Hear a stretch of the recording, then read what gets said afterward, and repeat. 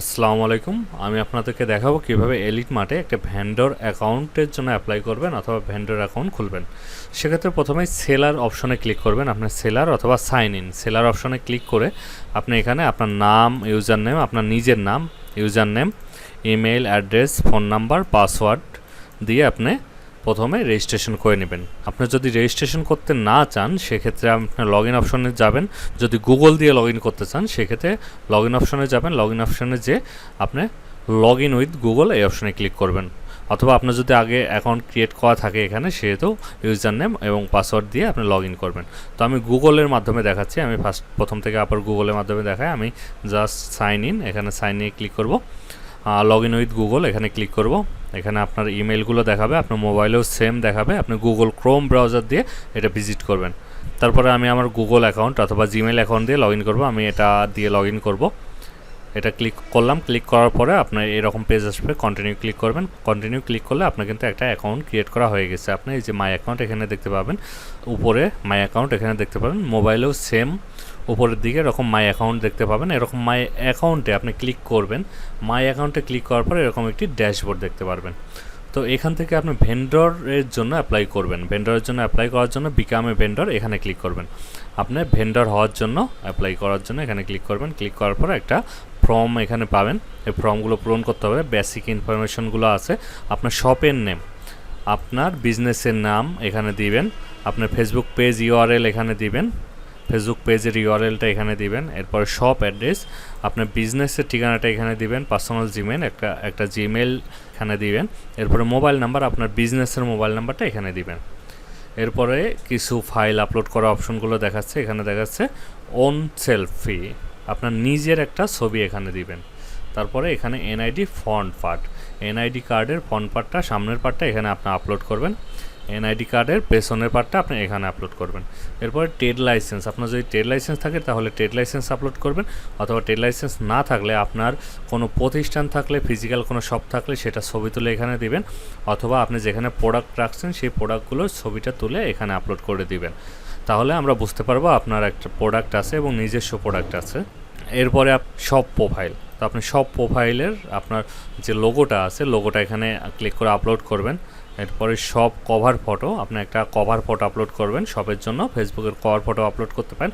অথবা এখানে রিকমেন্ড করে 1:1, আপনার হাইট, কভার ফটোর হাইট যতটুকু হবে উইথ পোস্ট সেম হবে। সেম থাকলে সবচেয়ে ভালো হয়। তো এটা হলো রিকমেন্ড করে। এছাড়া আপনি যে কোনো সাইজের কভার ফটো এখানে আপলোড করতে পারেন।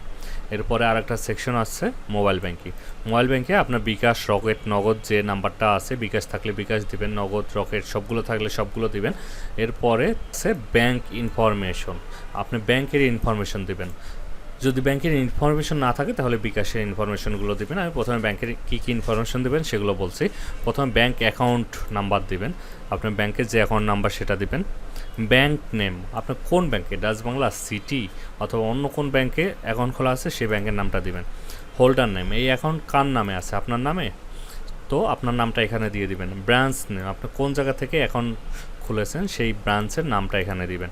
রাউটিং নাম্বারটা দিবেন। রাউটিং নাম্বার আপনি কাস্টমার কেয়ারে ফোন দিলে আপনি রাউটিং নাম্বারটা জেনে নিতে পারবেন। এবং লাস্ট যে অপশনটা আছে শপ ডেসক্রিপশন, আপনি শপের একটা ডেসক্রিপশন 1-2 লাইনে সব সম্পর্কে আপনি কিছু লিখে দিতে পারেন অথবা আপনার ট্যাগ লাইন দিতে পারেন। তো আমরা এই ইনফরমেশনগুলো এখন পূরণ করে আপনাকে দেখাবো কীভাবে পূরণ করে সাবমিট করতে হবে। তো দেখতে পাচ্ছেন আমি এখানে ডিটেলস দিয়ে দিয়েছি। শপ নেম, আমি শপের নামটা দিয়ে দিয়েছি। ফেসবুক পেজের যে ইউআরএল, আমার যে বিজনেসের ফেসবুক পেজটা আছে সেই ইউআরএল এখানে দিয়ে দিয়েছি। আমার অ্যাড্রেসটা এখানে দিয়ে দিয়েছি। পার্সোনাল জিমেল দিয়েছি। মোবাইল নাম্বার, আমার বিজনেসের মোবাইল নাম্বার এখানে দিয়েছি। এরপরের সেকশনে যে ডকুমেন্টসগুলো, ছবিগুলো আপলোড করতে হয় সেই ছবিগুলো আমি এক এক করে সবগুলো আপলোড করেছি। নিজের ছবি একটা আপলোড করেছি, এনআইডি সামনের পার্ট, এনআইডির পেছনের পার্ট, ট্রেড লাইসেন্স দিয়েছি। আপনার ট্রেড লাইসেন্স না থাকলে আপনার শপের একটা ছবি তুলে সেটা দিয়ে দিবেন। অথবা আপনার প্রোডাক্ট যেখানে রাখা আছে সেই প্রোডাক্টগুলো ছবি তুলে এখানে দিয়ে দিবেন। আর এরপরে সব প্রোফাইল, আমার লোগোটা, পেজের লোগোটা অথবা আমার বিজনেসের লোগো এখানে দিয়ে দিয়েছি। কভার ফটো একটা দিয়েছি। এরপরে মোবাইল ব্যাংকিং আমি বিকাশ নাম্বারটা দিয়েছি, অন্যগুলো নেই, অন্যগুলো দিইনি। আপনাদের থাকলে দিবেন, না থাকলে না দিবেন। এরপর ব্যাংক অ্যাকাউন্ট যদি না থাকে তাহলে এভাবে বিকাশ নাম্বারটা এখানে দিয়ে দিবেন। ব্যাংক নেমের জায়গা বিকাশ লিখে দিবেন, অথবা রকেট অথবা নগদ যে নাম্বারটা এখানে দিয়েছেন, যে অ্যাকাউন্টের নাম্বারটা দিয়েছেন সেটা এখানে লিখে দিবেন। এরপরে এইটা কার নামে আছে সেই নামটা এখানে দিয়ে দিবেন। এরপরে বিকাশে যেহেতু ব্রাঞ্চ নেই আমি নো দিয়েছি, রাউটিং নাম্বার দিয়েছি 1। বিকাশ দিলে পারে আপনি রাউটিং নাম্বার 1 দিবেন, ব্রাঞ্চ দিবেন নো। আর যদি ব্যাংক দেন সেক্ষেত্রে ব্যাংকের ব্রাঞ্চ নেম যেখান থেকে অ্যাকাউন্ট খুলেছেন সেখানে সেই ব্রাঞ্চের নামটা দিয়ে দিবেন আর রাউটিং নাম্বারটা দিয়ে দিবেন। এবং লাস্ট যে অপশনটা সব ডেসক্রিপশনের জায়গা আমি কিছু লিখে দিয়েছি। এরপর আমি সাবমিটে ক্লিক করব। সব কিছু ঠিকঠাক থাকলে আপনি নিচে সাবমিট যে বাটনটা আছে সাবমিট বাটনে ক্লিক করবেন। সাবমিট বাটনে ক্লিক করার পরে এখানে দেখাচ্ছে your seller account is pending. আপনার সেলার অ্যাকাউন্ট পেন্ডিং আছে। আমাদের অ্যাডমিন আপনার সেলার অ্যাকাউন্টটা ভেরিফাই করবে, চেক করবে, তারপরে অ্যাপ্রুভ করে দিবে। অ্যাপ্রুভ করে আপনাকে ফোন দিয়ে কনফার্ম করে দিবে অথবা আপনার মেইল দিয়ে কনফার্ম করে দিবে।